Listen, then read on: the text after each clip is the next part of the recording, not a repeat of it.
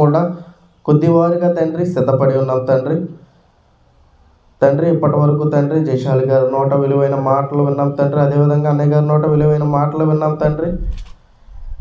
మరికొద్ది మాటలు చెప్పబో నాకు సమయోచితమైన జ్ఞానమును వినబో ప్రతి ఒక్కరికి కూడా చెప్పబడుతున్న మాటలు, చెప్పబడుతున్న వాక్యము లోని భావాన్ని ప్రతి ఒక్కరు గ్రహించే వారికి ఉండేలా సహాయం చేయండి తండ్రి. క్రీస్తు నామముని ప్రార్థన అడిగి వేడుకుంటున్నాం తండ్రి. ఆమేన్. కూడి వచ్చిన దేవుని పిల్లలందరికీ కూడా క్రీస్తు పేరట వందనాలు తెలియజేసుకుంటున్నామండి. ప్రియులారా, ఇప్పటివరకు ఏమన్నామండి?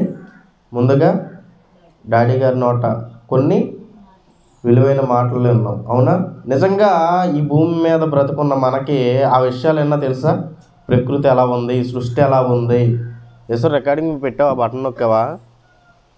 ఈ సృష్టి ఎలా ఉంది, ఈ ప్రకృతి ఎలా ఉంది, ఇది ఎలా తిరుగుతుంది అన్న విషయాలు మనకి తెలుసా? తెలియదండి. మనం భూమి మీద ఉన్నాం, మనకు నచ్చిన పని మనం చేసుకుంటూ మన యొక్క బ్రతుకు పూట కావడానికి మనకు నచ్చిన పని చేసుకుంటున్నాం. మనకు ఇష్టం వచ్చినట్టు బ్రతుకుతున్నాం. ఆదివారం సమయం ఉంటే దేవునికి 1 గంట సమయం ఇచ్చేస్తూ మన యొక్క జీవితం వెళ్ళిపోతుంది. లోకస్తుల గురించి ఆలోచిస్తే వాళ్ళ బ్రతుకులు కూడా వాళ్ళకి నచ్చినట్టు బ్రతుకుతారు, వాళ్ళ కుటుంబాన్ని పోషించుకుంటున్నారు. అంతే కదండి. పనులకి వెళ్ళే వాళ్ళు పనులకి వెళ్తున్నారు, స్కూల్కి వెళ్ళే వాళ్ళు స్కూల్కి వెళ్తున్నారు, కాలేజీలకు వెళ్ళే వాళ్ళు కాలేజీలకు వెళ్తున్నారు. ఇలా వాళ్ళ బ్రతుకు అనేది ఉండిపోయింది. అందరి బ్రతుకు కూడా ఇలాగే ఉంది. కానీ ప్రకృతి గురించి, సృష్టి గురించి ఆలోచిస్తే నిజంగా చాలా భయం ప్రతి ఒక్కరికి వేస్తుంది. ఏంటి, నిజంగా అంత పని అక్కడ జరుగుతుందా? ప్రకృతిలో అంత పని ఎవరు చేస్తున్నారు? అంత పని జరుగుతున్నా సరే భూమి తిరుగుతుంది, కానీ భూమి మీద ఉన్న మనిషి తిరుగుతున్నాడా? వాడికి ఖాళీ ఉండి గాలికి తిరగాలి తప్ప మనిషి అయితే తిరగడు భూమి తిరగడం వల్ల. ఏమండి? అయితే ఈ భూమి మీద ఈ సృష్టిని కనుక మనం ఆలోచిస్తే, ఈ భూమి మీద ప్రతి వస్తువుని, ప్రతి ఒక చెట్టు గురించి మనం ఆలోచిస్తే, ఒక యాపిల్ చెట్టును మనం తీసుకున్నాం అనుకోండి. ఆ యాపిల్ చెట్టు మొదలు ఒక కలర్లో ఉంటుంది. దాని యొక్క ఆకులు ఏ కలర్లో ఉంటాయి? ప్రతి ఒక్క చెట్టు ఆకులు, ఎక్కువ శాతం చెట్టు ఆకులు ఏ కలర్లో ఉంటాయి? పచ్చ కలర్లో ఉంటాయి, అవునా?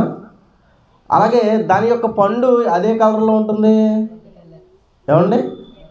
రెడ్ కలర్, అవునా? అంటే ఇక్కడ మనకేమర్థం అవ్వాలి? ఒక యొక్క చెట్టుని మన కళ్ళ ముందు కనిపించే ఒక చెట్టుని దేవుడు ఏం చేశాడు? అలంకరించాడు రంగులతో. అదవుతుందండి. దేవుడు మన కళ్ళ ముందు ఉన్న ప్రతి చెట్టుని, నిజంగా ఈరోజు ఎన్ని రంగులైతే మన కంటికి కనిపిస్తున్నాయో అవన్నీ కూడా ఈ భూమి మీద ఉన్నాయి. ప్రతి ఒక్క వస్తువుకి దేవుడు ఏం చేశాడు? వేశాడు, పెయింటింగ్ వేశాడు ఆయన. సింహాన్ని చూసామనుకోండి, అదే కలర్లో ఉంటుంది. ఎక్కువ శాతం పసుపు కలర్లో ఉండి దానికి నల్లటి చారలు ఉంటాయి, అవునా?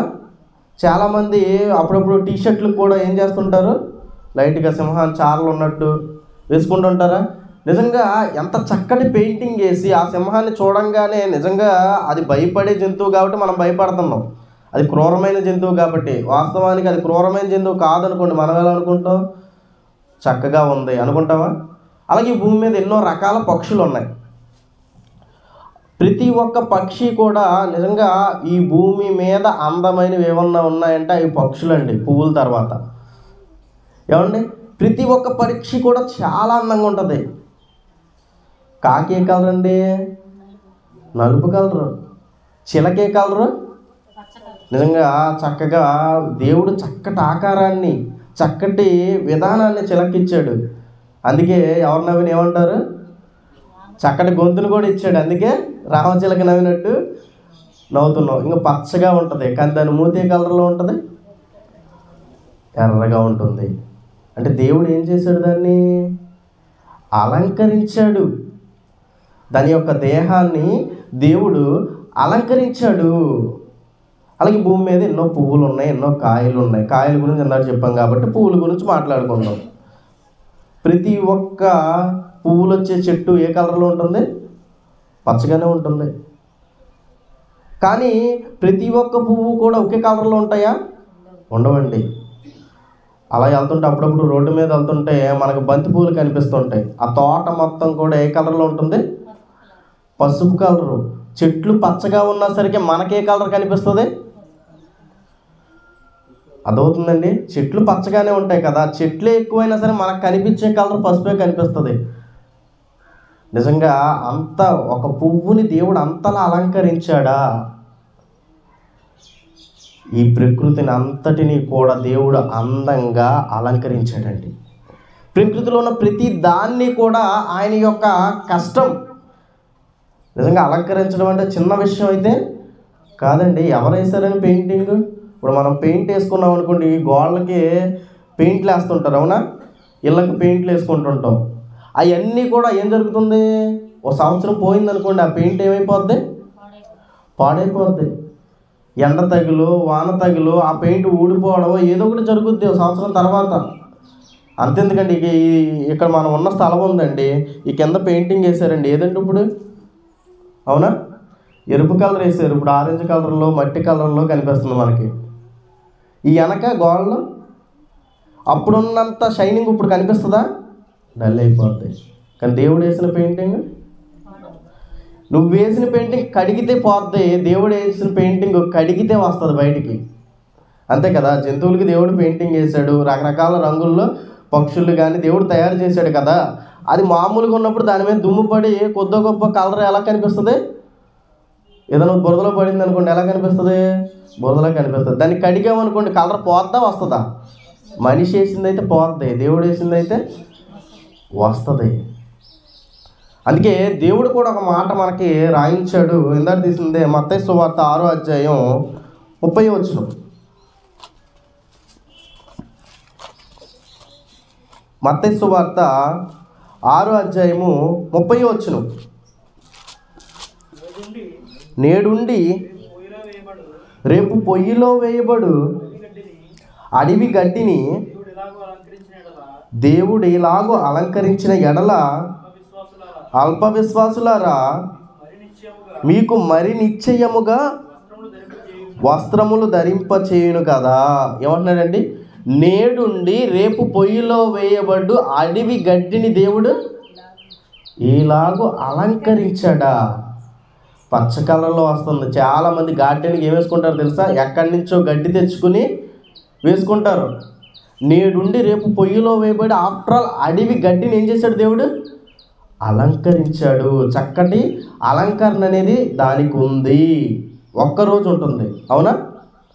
అలాగే మనం అప్పుడప్పుడు రెడీ అవుతాం, ఎక్కడికైనా ప్రార్థనలకు కానీ, ప్రార్థనల కంటే రెడీ అవ్వాలి కానీ, ఎక్కడికైనా ఫంక్షన్లకు కానీ, భోజనాలకు కానీ వెళ్ళాలంటే మనం ఏం చేస్తామండి?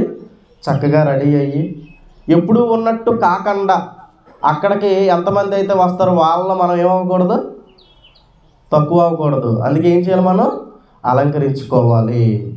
ఒకవేళ బంగారం కనుక మనకు లేదనుకోండి, బంగారం ఉంటే వేసుకుంటాం, లేదనుకోండి ఏం చేయాలి? పక్కింటి వాళ్ళని అడిగన్నా తెచ్చి వేసుకోవాలి. అంతే కదా? అలాగే ఆలోచిస్తాంగా వేసుకుంటాం. ఎన్ని రోజులకి?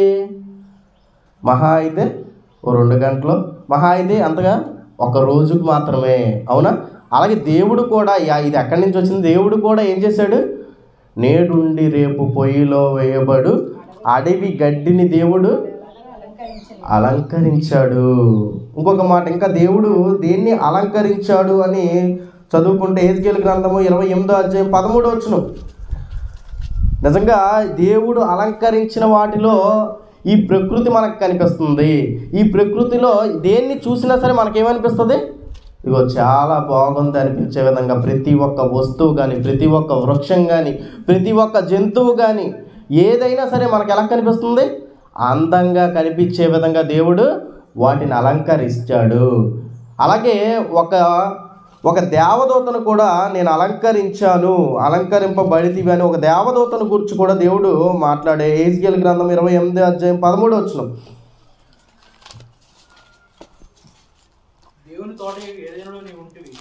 దేవుని తోటయగు ఏదెనులో నీ ఉంటివి, మాణిక్యము గోమేధికము సూర్యకాంతమని, ఏమండి, రక్తవర్ణపు రాయి, సులీమణి రాయి, మరకతము, నీలము, పద్మరాగము, మాణిక్యము అమూల్య రత్నములతోనూ బంగారముతోనూ నీవు అలంకరింపబడి ఉన్నావు. ఏమన్నాడండి? దేవుని తోట యొక్క ఏదేనులో నీవు ఉంటివి. మాణిక్యం అంటే మనకు తెలుసా? మనం చూసే ఎప్పుడైనా మాణిక్యాన్ని? మాణిక్యం అని పేరు పెట్టుకున్న మనుషులు చూసాం మనం, అంతే కదండి. మాణిక్యం అని పేరు విన్నాం, మాణిక్యం అని పిలిచాం, అంతే. మాణిక్యాన్ని అయితే మనం ఎవరు కూడా చూడలేదు. గోమేధికమును మనం చూసామా? దీన్ని చూడలేదు, నేనైతే చూడలేదు. సూర్యకాంతమని ఎవరైనా చూశారండి? సూర్యకాంతమని ఎవరు చూడలేదు. రక్తవర్ణపు రాయి ఎవరు చూడలేదు. సులోమని రాయి చూడలేదు. మనం చూసిన సువర్ణము, మహా అయితే మనం సువర్ణముతోనూ బంగారముతోనూ, రత్నములు అయితే అప్పుడప్పుడు చూసుండొచ్చు, అంతే కదండి. బంగారముతోనూ నీవు అలంకరింపబడితివి. నీవు నియమింపబడిన దినమున పిల్లన గ్రోవులు వాయించువారును నీకు సిద్ధమైరి. నిజంగా దేవుడు అలంకరించాలనుకుంటే వేటితో అలంకరించాడంటే ఇవన్నీ కూడా ఉంటే ఎలా ఉంటుంది? ఒక్క బంగారం ఉంటే మనం భూమి మీద ఆగం, అంతే కదండి. ఒక బంగారంతో అలంకరించుకుంటేనే చాలా బాగుందని మనం అనుకుంటాం కదా. మనకు మనం ఫీల్ అవుతూ ఎదుటోళ్ళు కూడా అలాగే అనుకుంటారు. అయితే ఒక బంగారంతో కాదండి, దేవుడు వీటన్నిటితో కూడా అలంకరించాడు. అంటే వీటన్నిటితో అలంకరింపబడినది ఎంత అందంగా ఉంటుంది ఆలోచించారండి.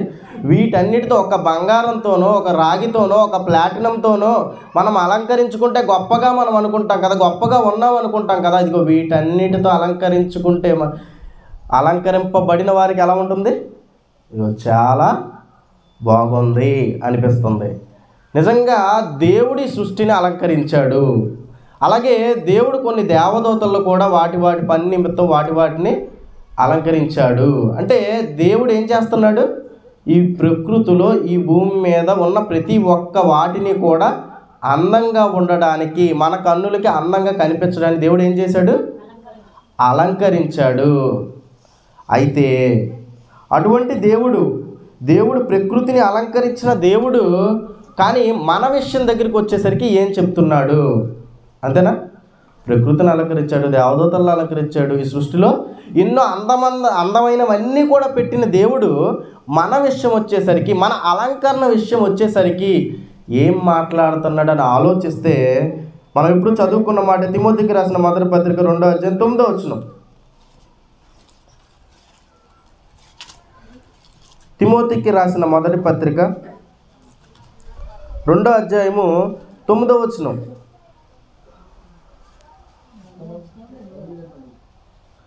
తిమోతికి రాసిన 2వ పత్రిక 2వ అధ్యాయం 9వ వచనమా? 2:9 ఒకసారి చదవండి. అంతే, మొదటి తిమోతి 2వ అధ్యాయం 9వ వచనం. మరియు స్త్రీలు అనుకవయు స్వస్థ బుద్ధి గలవారి అయి ఉండి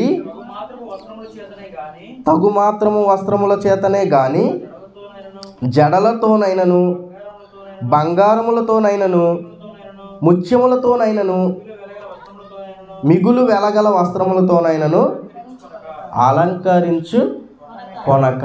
ఏం మాట్లాడుతున్నాడండి? నిజంగా ఈ భూమి మీద ఉన్న అన్నిటినీ అలంకరించిన దేవుడు ఎంతో అందంగా స్త్రీల దగ్గరికి వచ్చేసరికి, ఈ భూమి మీద మనుషుల దగ్గరికి వచ్చేసరికి ఏం మాట్లాడుతున్నాడు? ఇంకొకసారి చదవండి, ఏం మాట్లాడుతున్నాడు? స్త్రీలు అనుకో స్వస్థబుద్ధి గలవారై ఉండి తగు మాత్రము వస్త్రముల చేతనే కానీ. ఏం చేయాలనుకున్నారు? మీరు ఓవర్గా రెడీ అవ్వద్దు. ఏం చేయాలి? తగు మాత్రం మీరు వస్త్రములు వేసుకోవాలి. జడలతోనైనను, అంటే జడలు ఎక్కువ మీరు వేసుకోకూడదు, తగు మాత్రం అవసరమైనంత మాత్రం మీరు చెయ్యాలి. బంగారముతోనైనను ముత్యములతోనైనను, ఏంటండి? బంగారంతో ముత్యములతో మీరు ఏం చేసుకోకూడదు? అలంకరించుకోకూడదు. మిగులు వెలగల వస్త్రములు కొనక, అంటే ఎక్కువ విలువైన వస్త్రములు కూడా ఏం చేయాలంటున్నాడు? వేసుకోకూడదు. నిజంగా ముందేం చేశాడండి దేవుడు? విలువైనవన్నీ కూడా ఆయన ఈ ప్రకృతిలో పెట్టి, అంత అందంగా ఈ ప్రకృతిని అలంకరించిన దేవుడు మన దగ్గరికి వచ్చేసరికి ఎందుకు అలంకరించుకోవద్దు అంటున్నాడు? అదేనా మనం చదువుకున్నాం. ఎందుకు ఆ మాట దేవుడు రాయించాడు? ఇంకో మాట చదువుకున్నాం. పేతురు రాసిన పత్రిక 3వ అధ్యాయం 3వ వచనం. 1 పేతురు 3వ అధ్యాయం 3వ వచనం. జడలు అల్లుకొనుటయు, బంగారు నగలు పెట్టుకొనుటయు, వస్త్రములు ధరించుకొనుటయు, వెలుపటి అలంకారము మీకు అలంకారముగా ఉండక సాధువైనట్టు మృదువైనట్టు, క్షమించాలి అక్కడ చదవం చాలు. జడలు అన్నుకొనుటయు, బంగారు నగలు పెట్టుకొనుటయు, వస్త్రములు ధరించుకొనుటయు, వెలుపటి అలంకారం మీకు అలంకారముగా ఉండక. ఏమంటాడండి? వెలుపల అలంకరించుకునే అలంకారం మీకు ఎలా ఉండకూడదు? అవి అలంకారంగా ఉండకూడదు. అంటే ఇక్కడ కూడా మీకు ఏం చెప్తున్నాడు? ఇక్కడ కూడా ఏం చెప్తున్నాడు? ఇదిగో విలువ గల వస్త్రాలు వేసుకోవద్దు, జడలు అల్లుకోవద్దు, బంగారు నగలు పెట్టుకోవద్దు. ఎక్కడ కూడా విలువైన వాటితో మీరేం చేసుకోకూడదు? అలంకరించుకోకూడదనే దేవుడు రాయించాడు. నిజంగా ఒకానొక కాలంలో ఈ మాటలు దేవుడు చెప్పాడంటే పాత నిబంధన కాలంలో ఈ మనకు పెద్దగా కనిపించవండి. నిజంగా పాత నిబంధన కాలంలో చాలామంది అలంకరించుకున్నారంటే విలువ గల వస్త్రాలతో. రకరకాలైన అలంకరణలు అనేవి పాత నిబంధన కాలంలో అలంకరించుకున్నారు. కానీ అక్కడ ఎక్కువగా దేవుడు దీని గురించి మాట్లాడలేదు. కానీ కొత్త నిబంధన వచ్చేసరికి దేవుడు ఏం మాట్లాడుతున్నాడు? ఇదిగో మీరు విలువ గల వస్త్రాలు ధరించుకోకూడదు, జడలు మీరు ఎక్కువగా అల్లుకొనకూడదు.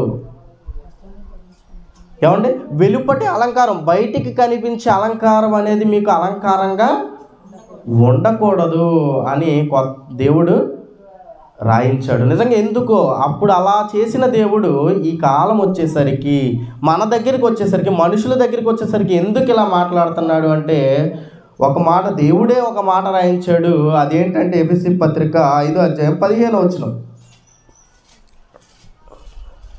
ఎఫెసీలకు రాసిన పత్రిక 5వ అధ్యాయం 15వ వచనం ఏంటండి? దినములు చెడ్డవి గనుక. ఎందుకు అలంకరించుకోకూడదు? ఎందుకు విలువ గల వస్త్రాలు ధరించుకోకూడదు? ఎందుకు బంగారు నగలు పెట్టుకోకూడదు? ఎందుకు ముత్యాలతో మనం ధరించుకోకూడదు? ముత్యాలను మనం ధరించుకోకూడదు అంటే ఏమన్నాడు? దినములు చెడ్డవి కనుక మీరు సమయమును పోనివ్వక సద్వినియోగం చేసుకొనుచు అజ్ఞానుల వలె కాక జ్ఞానుల వలె నడుచుకొనుడి. ఎందుకన్నాడు? దినములు చెడ్డవి. ఏంటి ముఖ్యంగా ముందుగా చెప్తుంది ఏంటండి? ఎందుకు మీరు అలంకరించుకోకూడదు, ఎందుకు విలువైన వస్త్రాలు ధరించుకోకూడదు అంటే ముఖ్యంగా ఏం చెప్తున్నాడు? దినములు చెడ్డవి గనుక. అవునా? నిజంగా బంగారు నగలు పెట్టుకున్న వాళ్ళు ఉంటారు, బంగారు చైన్లు ధరించుకున్న వాళ్ళు ఉంటారు. చాలామంది పెద్దవారు కానీ చాలామంది స్త్రీలు కానీ బంగారు నగలు ధరించుకున్న వాళ్ళు ఉంటారు కదా. అలా రోడ్డు మీద వెళ్తున్నారు అనుకోండి, ఏం జరుగుతుంది? ఏమండి?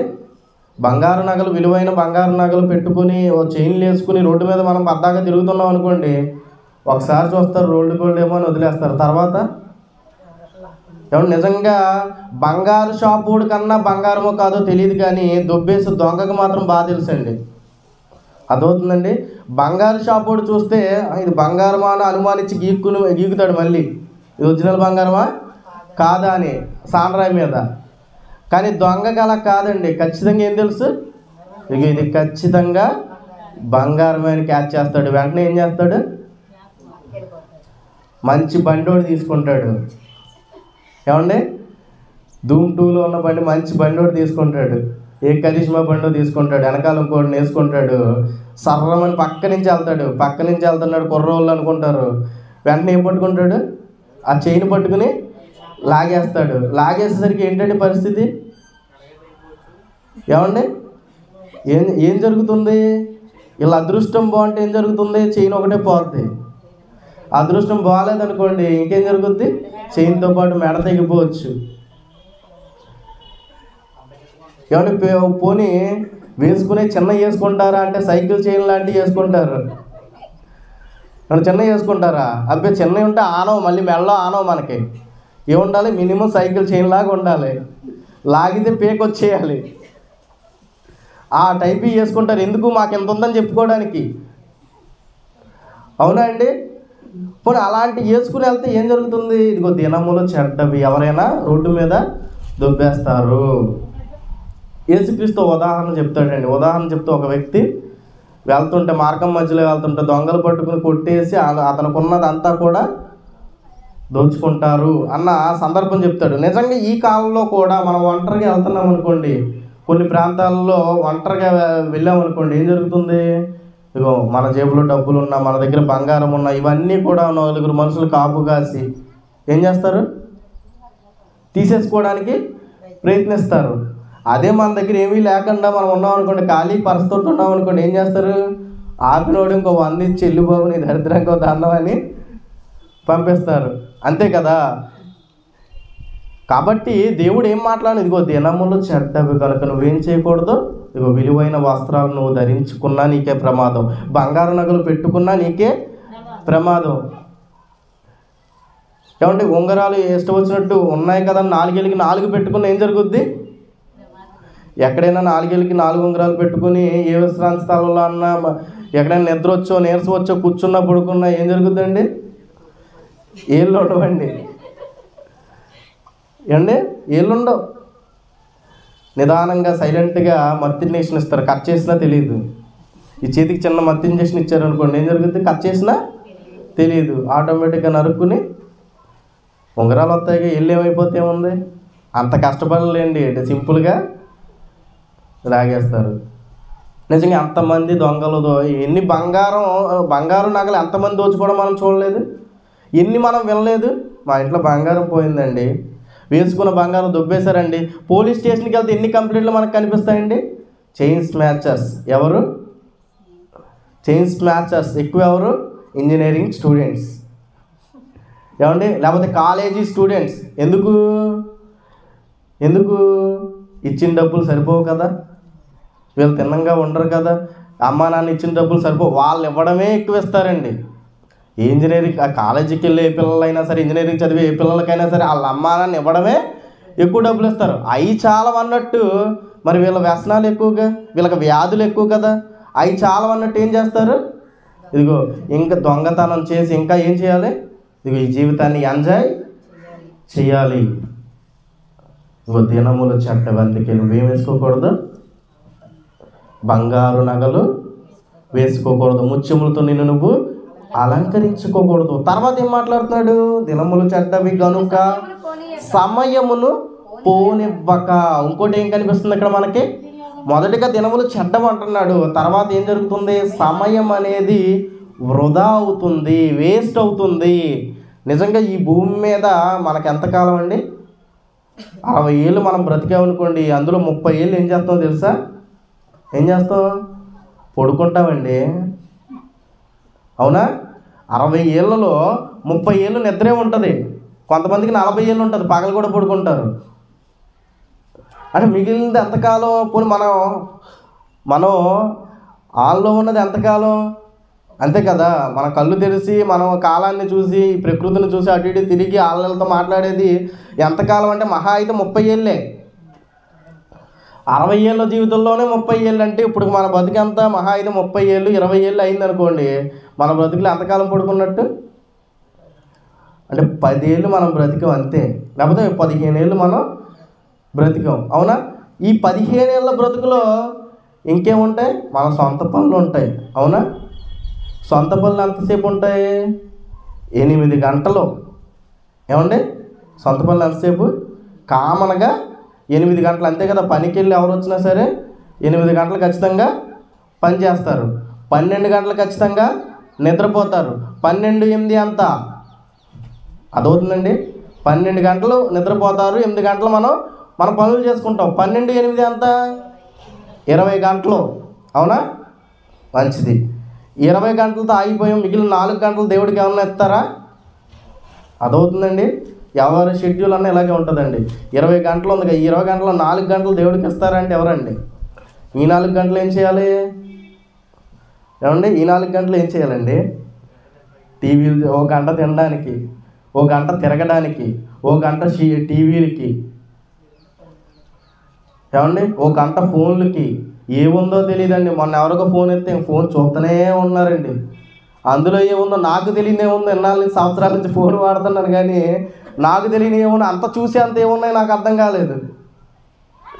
ఏముంటుందండి? ఏముండదండి. మన టైం వేస్ట్ తప్ప దేనివల్ల ఏముండదు. అంటే మహా అయితే మన జీవిత కాలంలో 4 గంటలు మనకి ఫ్రీ టైం కనిపిస్తుంది, దేవుడికి ఇవ్వడానికి అవకాశం ఉన్న టైంగా కనిపిస్తుంది. ఈ టైం కూడా మనం ఎత్తనే ఇవ్వట్లేదండి.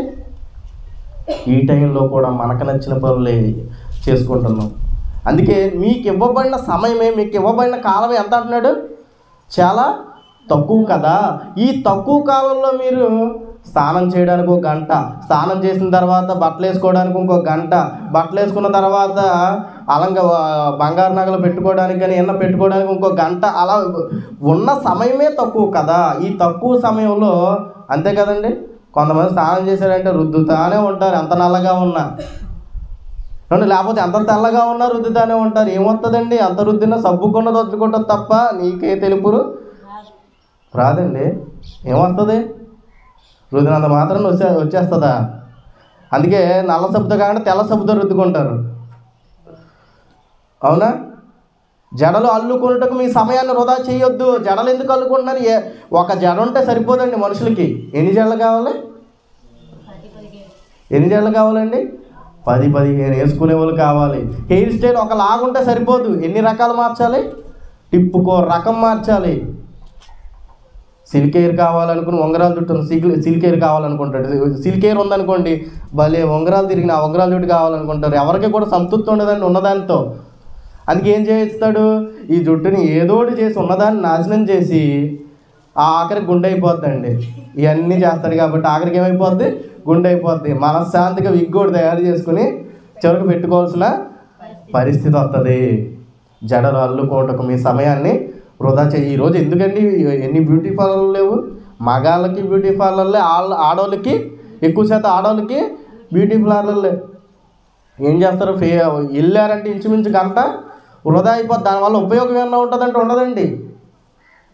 ఇప్పుడు 1 రోజు ఉంటుంది అంతే, అంతకుమించి ఉండదు. ఇంకా ఏం చేస్తారు? ఏం బాగుపడతారు? అలంకరించుకోవడం వల్ల ఏం ఉపయోగం చెప్పండి? బ్యూటీ పార్లర్కి వెళ్ళావు, చక్కగా రెడీ అయ్యావు, చక్కటి బట్టలు వేసుకుంటావు, రోడ్డు మీదకి వస్తావు. ఏమండి, ఒక కామన్గా ఉన్న వాళ్ళని చూసినట్టు రోడ్డు మీద ఉన్న వాళ్ళు చూస్తారా చెప్పండి? ఒక బ్యూటీ పార్లర్కి వెళ్ళొచ్చిన అమ్మాయిని కానీ వెళ్ళొచ్చిన అబ్బాయిని కానీ ఒక కామన్ పీపుల్ని చూసినట్టు చూస్తారా? రోడ్డు మీద సాధారణంగా ఎప్పుడు స్నానం చేసి రెడీ అయ్యి వెళ్ళిన అమ్మాయిని చూసిన దారిలోనే ఒక బ్యూటీ పార్లర్కి వెళ్ళి ముఖానికి ఇంత రాసుకుని, అంతే కదండి, లిప్స్టిక్ వేసుకుని ఇష్టం వచ్చినట్టు తయారయ్యి వెళ్ళిన వ్యక్తిని ఏ విధంగా చూస్తారు? చాలా మంచిగా ఆలోచిస్తారా? ఓ చెల్లిని చూసినట్టు చూస్తారా? లేకపోతే తల్లిని చూసినట్టు చూడగలరా? ఎవరో చూడలేరండి. అందుకే దేవుడు ఏమంటున్నాడు తెలుసా? దినములు చెడ్డవి కనుక అలా చూడనప్పుడు వీళ్ళు ఏం చేయడానికి ఇష్టపడతారు? ఇగో ఏడిపించడానికి ఇష్టపడతారు, పాడు చేయడానికి ఇష్టపడతారు. రకరకాలుగా వేధింపులు అనేవి వస్తున్నాయి, అవునా? ఇగో ఎంతోమంది స్త్రీలు ఏమవుతున్నారు? బాధింపబడుతున్నారు అని మనం ఎన్నోసార్లు న్యూస్లో మనం చదువుకుంటున్నాం కదా. చదువుకున్నా సరే ఏమవ్వో బ్యూటీ పార్లర్కి వెళ్ళడం మాత్రం మానరండి. ఇంకో దినములు చెడ్డవి కనుక మీరు సమయం పోనీ, ఒక పక్క సమయం పోతుంది, రోజులు చెడ్డవు, నీకు ప్రమాదాలు అనేవి జరుగుతున్నాయి. సమయం పోనీక సద్వినియోగం చేసుకో, ఉన్నదానితోనే సంతృప్తి చెందు. ఏమండి? చదవండి. సమయం పోనీ ఒక సద్వినియోగం చేసుకుని, ఇదిగో అజ్ఞానుల వలె కాక నువ్వు జ్ఞానుల వలె నడుచుకున్నట్లు జాగ్రత్తగా చూసుకొనుడి. ఏమండి? నిజంగా అలాగా. ఇంకొక మాట మనం చూసుకుందాం. ఇందాక మనం తీసిన రెఫరెన్స్లో మళ్ళీ తీయండి. తిమోతికి రాసిన మొదటి పత్రిక 2వ అధ్యాయం 10వ వచనం. తిమోతికి రాసిన మొదటి పత్రిక 2వ అధ్యాయం 10వ వచనం. నిజంగా వేసుకోవద్దన్న దేవుడు ఇదిగో వేటితో అలంకరించుకోవాలో కూడా దేవుడు చెప్తున్నాడు. అయ్యే మాటలతో దైవభక్తి గలవారమని చెప్పుకొని స్త్రీలు, అంతే కదండి, దైవభక్తి గలవారమని చెప్పుకున్న స్త్రీలకు తగినట్లుగా సత్క్రియల చేత తమ్మును తాము అలంకరించుకోవాలి. అందుకే దేవుడు ఏం చదివో ఈ లోక సంబంధమైన అలంకరణ అలంకరించుకుంటే మీకేం జరుగుతుంది? సమయం పోతుంది. ప్రమాదాలు అనేవి జరుగుతాయి. అలాగనే దేవుడున్న లోకానికి కూడా చేరే విధంగా మీ బ్రతుకులు ఉండవు. కాబట్టి మీకు ఒక కొత్త అలంకరణ అనేది నేను ఇస్తున్నాను. మీకు అలంకరణ అంటే ఇష్టం కాబట్టి ఒక కొత్త అలంకరణ నేను మీకు ఇస్తున్నా. అదేంటో తెలుసా? దైవభక్తి అని మీరు చెప్పుకుంటున్నారు కదా, అలాంటి మీరు మీ వేటితో అలంకరించుకోవాలో తెలుసా? మీ యొక్క సత్క్రియల చేత తమ్మును తాము అలంకరించుకొనవలెను. తర్వాత స్త్రీలు మౌనముగా ఉండి సంపూర్ణ విధేయతతో నేర్చుకొనవలెను. ఏమన్నాడండి? సంపూర్ణ విధేయతతో ఏం చేయాలి? దేవుని వాక్యం మీరు నేర్చుకోవాలి. పేతురు రాసిన పత్రిక 3వ అధ్యాయం 4వ వచనం.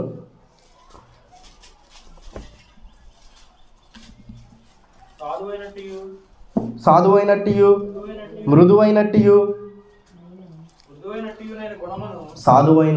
మృదువైనట్టున్న గుణమును అక్షయ అలంకారం మీకు అలంకారముగా, మీ హృదయపు అంతరంగ స్వభావము మీకు అలంకారముగా ఉండవలను. ఏమన్నాడండి? సాధువైనట్టు మృదువైనట్టు గుణమును అక్షయ అలంకారము గల మీ హృదయపు అంతరంగ స్వభావము మీకు అలంకారముగా ఉండవలను. అది దేవుని దృష్టికి మిగులు విలువగలది. ఇదిగో దేవుని దృష్టికి మీ పై అలంకారంకైతే ఏ విలువ లేదు, అది మీ ఇష్టం. దేవుడు ఏం చెప్పాడు? సేఫ్గా ఉండాలంటే మీరేం చేయాలి? తగుమాత్రం వస్త్రాలు ధరించుకోవాలి. ఈ సమయాన్ని మీరు వృధా అయితే చేయకూడదు అని దేవుడు చెప్పాడు. అయితే మీకు ఏ అలంకారం ఉండాలి? మీ సత్క్రియల అలంకారంగా ఉండాలి. మీ గుణాలు మీకు అలంకారంగా ఉండాలి. ఈ భూమి మీద నిజంగా దేవుడు ఒక మాట రాయించాడు. ఏంటది?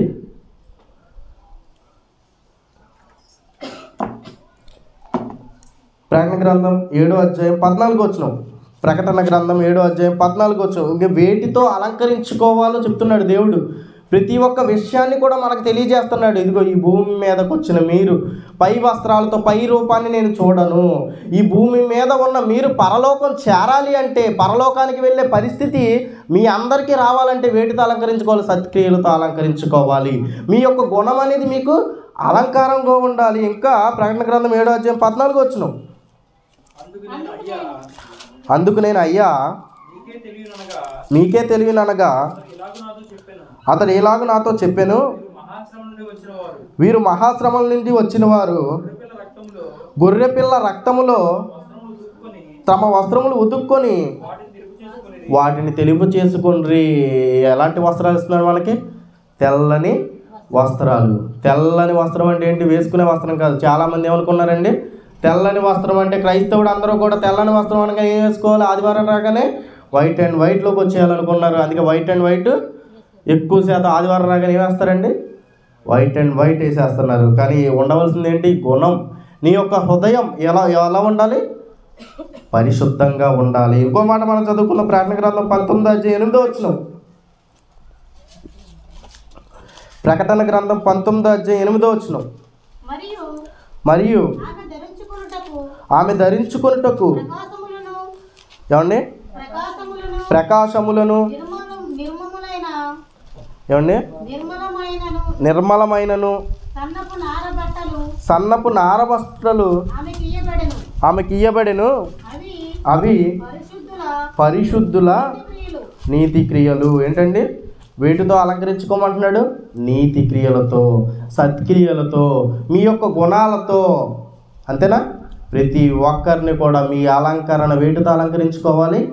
సత్క్రియలతో అలంకరించుకోవాలి. గుణం అనే అలంకరణ మీకు ఉండాలి. కానీ ఎంత అందంగా రెడీ అయ్యి ఏం లాభం? నోరు బాగోకపోతే. అందంగా రెడీ అయి ఉన్నాడండి, నోరు తెరిస్తే బూతులు వచ్చినాయి అనుకోండి, ఏమనుకుంటారు? అతన్ని అంత దగ్గరికి వెళ్ళడానికి ఇష్టపడతారా? లేకపోతే స్త్రీ అందంగా రెడీ అయ్యింది, నోరు తెరిచిన వెంటనే ఎలాంటి మాటలు పడితే అలాంటి మాటలు వచ్చినాయి అనుకో, ఇష్టపడతారు ఎవరైనా? ఎవరు కూడా ఇష్టపడరు. అలాగే దేవుడు ఇష్టపడతారు. మనుషులు ఇష్టపడినప్పుడు దేవుడు కూడా ఇష్టపడు. అందుకే నీ గుణం అనే అలంకారం నీకు ఉండాలంటున్నాడు. కీర్తన గ్రంథం 119వ అధ్యాయం 9వ వచనం.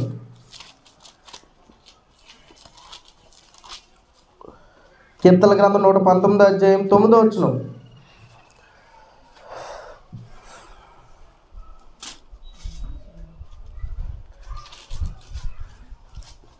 యవనస్తులు దేని చేత తమ నడతను శుద్ధి చేసుకుందరు? నీ వాక్యమును దాన్ని జాగ్రత్తగా చూచుకొనుటను చేతనే కదా. నిజంగా ప్రియులారా, దేవుడు ఒక చక్కటి అలంకారాన్ని మనకి ఇచ్చాడు. ఇది కాకుండా మనకి నచ్చినట్టు మనం అలంకరించుకున్నాం అనుకోండి, మన పరిస్థితి ఏమైపోద్ది? ఇందాక మనం చెప్పుకున్నాంగా, దేవునికి కాకుండా మనం పోతాం. నిజంగా దేవుడు నరుని పైవేషము చూడడు. ఆ మాటను కూడా చూసుకుందాం. గలతీయులకు రాసిన పత్రిక 2:6.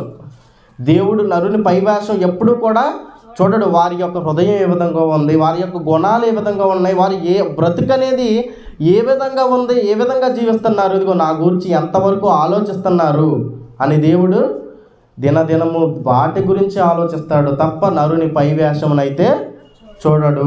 గలతీ పత్రిక 2:6.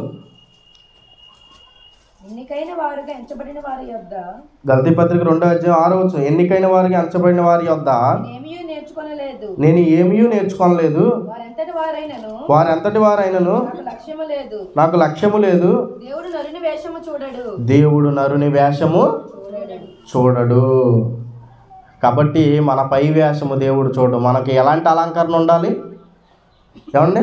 మనందరికీ దేవుడు మొదటగా దేవుడు ప్రకృతిని అంతటిని కూడా, ఈ సృష్టిని అంతటిని అలంకరించాడు. అలా అలంకరించిన దేవుడు మనల్ని ఏం చేయమంటున్నాడు ఏమండి? ఇదిగో మీరు మాత్రం తగు మాత్రం వస్త్రంతోనే అలంకరించుకోవాలి, మీరు అలంకరించుకోవద్దు అని చెప్తున్నాడు. ఎందుకు అని మళ్ళీ దేవుడిని అడిగితే ఏం చెప్తున్నాడు? ఇదిగో దినాలు చెడ్డవి కనుక నువ్వు అలంకరించుకోకూడదు, తగు మాత్రం వస్త్రాలు ధరించుకోవాలి, నీ సమయాన్ని అనేది దేవునికి ఇవ్వాలని చెప్తున్నాడు. మరి వేటితో అలంకరించుకోవాలంటే మళ్ళీ దేవుడు ఏం చెప్తున్నాడు? ఇదిగో మీ సత్క్రియలతో అలంకరించుకోవాలి, మీ యొక్క గుణములతో అలంకరించుకోవాలి. ఇవన్నీ ఎందుకు చెప్తున్నాడంటే దేవుడు మీ యొక్క హృదయాన్ని చూస్తాడు తప్ప నరుని పైవేషం చూడడు. మనం వేటితో అలంకరించుకోవాలి రేపటి నుంచి ఏమండి? అంతేనా? మనం వేటితో అలంకరించుకోవాలి? ఇప్పుడుదా చెప్పాను కదండి, వేటితో అలంకరించుకోవాలి. ఇప్పుడే చెప్పానుగా, సత్క్రియలతో, గుణాలతో, స్త్రీ అయినా పురుషుడైనా వేటితో అలంకరించుకోవాలంటే వాటితోనే మన అలంకరణ అనేది అలంకరించుకోవాలి. అలా అలంకరించుకోకపోతే ఏం జరుగుతుంది?